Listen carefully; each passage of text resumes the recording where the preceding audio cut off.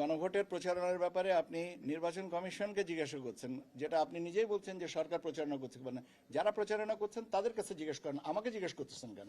বাহরাইনের ব্যাপারটা হচ্ছে যে আপনারা জানেন যে আমরা ইউনিভার্সাল পোস্টাল ইউনিয়নের বাংলাদেশ ডাক বিভাগের মাধ্যমে আমরা পোস্টাল ব্যালটগুলো পাঠাচ্ছি। মধ্যপ্রাচ্যের এবং বেশ কিছু দেশের পোস্টাল সিস্টেম এক একটা দেশের বিভিন্ন ক্ষেত্রে বিভিন্ন রকমের।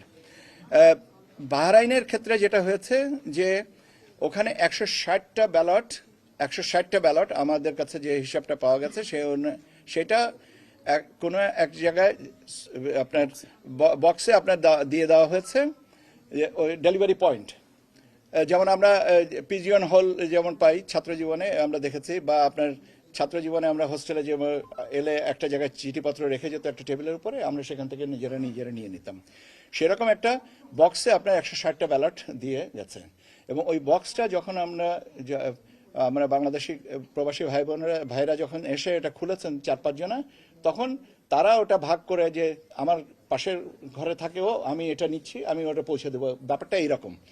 এবং আপনারা যদি ওই যে ভিডিওটা ক্লিপ এবং ওইটা আর কি ভিডিও ক্লিপটা যেটা করা হয়েছে আমরা যেটা শুনেছি, সেটা যদিও এটা করা উচিত হয়নি বলে আমি ব্যক্তিগতভাবে মনে করি, সেটা কিন্তু ওরা ওই একটা প্রবাসী ভোটাররা ভোটের একটা ব্যালট পেয়েছেন এই আনন্দটুকু ধরে রাখার জন্য এটা কেউ করে আপনার এটাকে তারপরে পোস্ট করেছেন।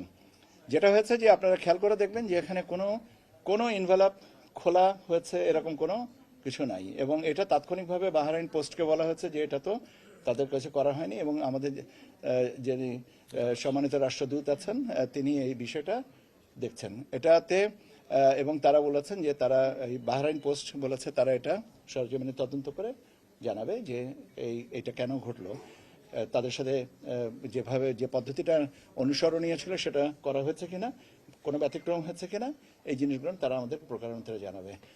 এবং এইটাই হচ্ছে সর্বশেষ অবস্থান।